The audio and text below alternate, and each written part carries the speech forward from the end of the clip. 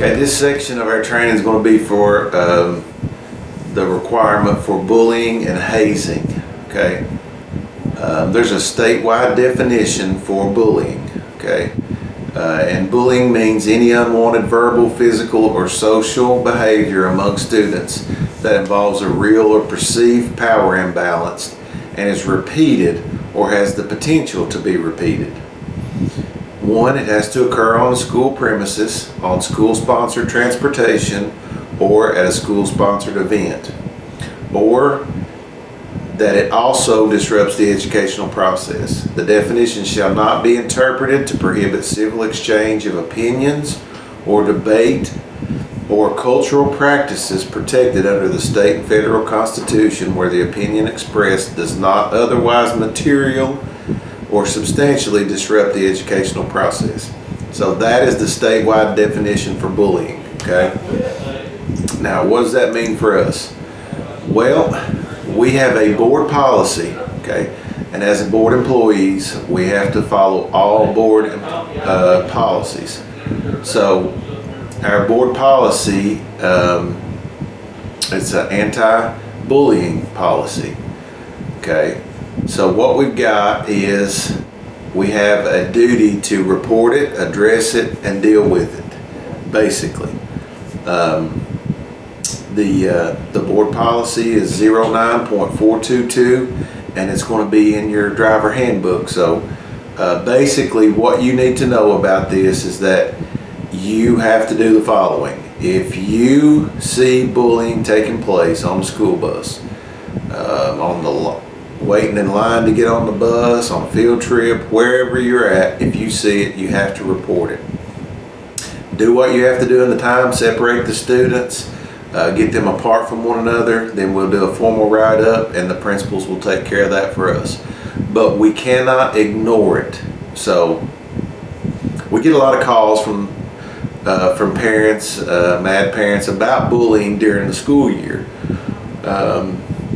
The biggest thing that we see with these complaints is that the student doesn't tell anybody, and that becomes a problem if we're not seeing it on the bus. Now, we can't see everything that happens on the school bus, but what we can do is be aware of our students. If we're greeting our students, if we know them, we know where they're sitting, okay, you can tell the change in the students when they get on the bus and when they get off.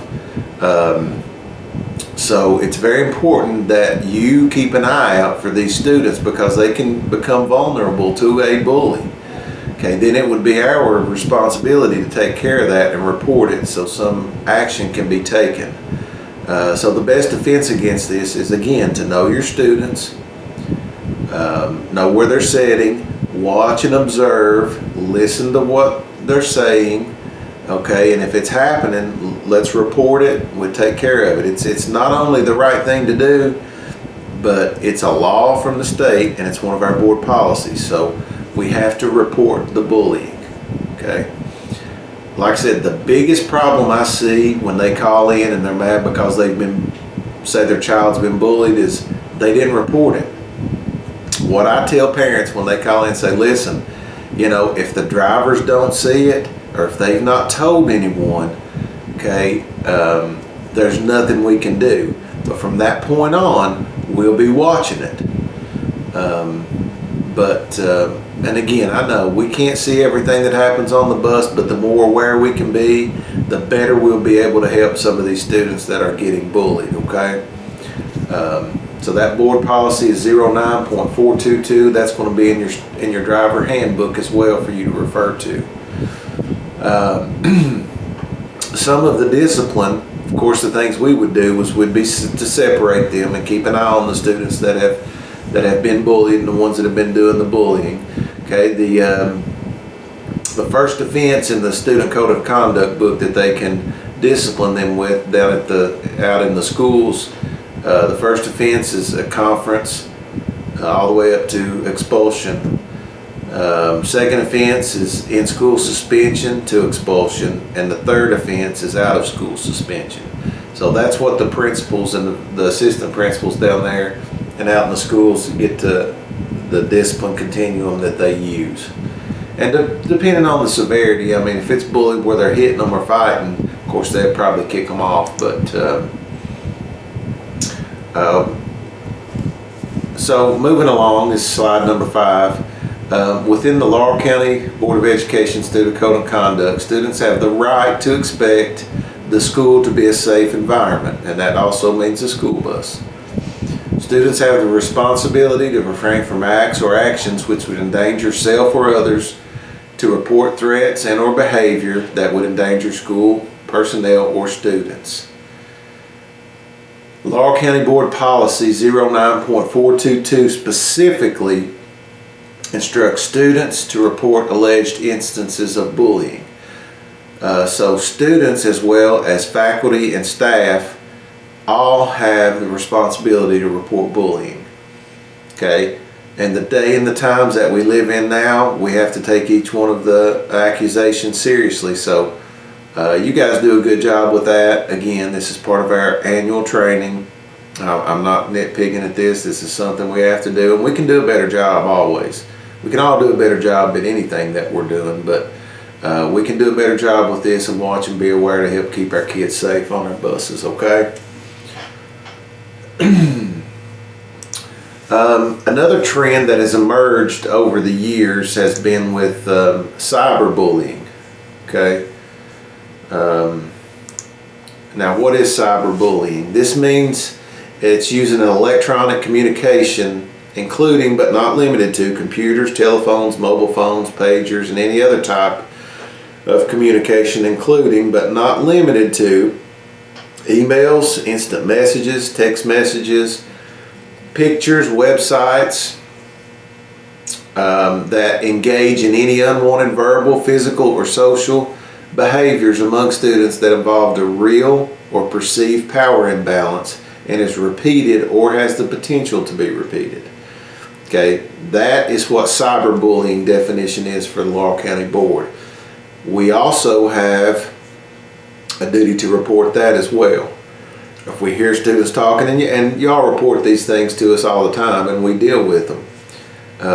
But again, if you hear students talking about somebody saying something mean to them, or they're crying, and you guys come across that information, let's pass that along, get it to us in a write-up, we'll get it to the principals, and we'll go from there. So, and it's become a very big problem over the years, bullying, and we need to continue to take the steps we need to address it within our school, okay? Okay, this portion of our training is going to be on sexual harassment, okay? It is against federal law to sexually harass any employee, okay? And that can be from a supervisor, all the way down to driver on driver or anything like that. If at any time you feel that you have witnessed sexual harassment, or if you've been sexually harassed, okay, you need to report that to myself, okay? It's something that, you know, it's kind of uncomfortable to talk about, but it's a bad thing that can happen if it happens to anyone. So sexual harassment is so just let me give you the definition. It is unlawful to harass a person because of that person's sex. Harassment can include sexual harassment or unwelcome sexual advances, requests for sexual favors, or other verbal or physical harassment of a sexual nature. It does not have to be of a sexual nature, however, and can include offensive remarks about a person's sex. For example, is it illegal to harass a woman by making offensive comments about women in general? Both victim and the harasser can be either a woman or a man, and the victim and the harasser can be the same sex. Although law doesn't prohibit simple teasing, offhand comments, or isolated incidents that are not very seriously, harassment is illegal when it is so frequent or severe that it creates a hostile or offensive work environment, or when it results in the adverse employment decisions, such as victims being fired or demoted or anything like that. The harasser can be the victim's supervisor or a supervisor in another area, or a co-worker, or someone who is not an employee of the employer, such as a client or a customer. So those are basically the definitions for sexual harassment. This is notice that if you feel you have encountered sexual harassment, report it to myself and we will move forward from there. Okay? Thank you. Okay. Our next portion of the training is going to be your duty to report. Okay. Now, your duties to report. Okay, this is talking about child abuse and neglect. Okay. We see our kids coming from homes every day and going back to homes.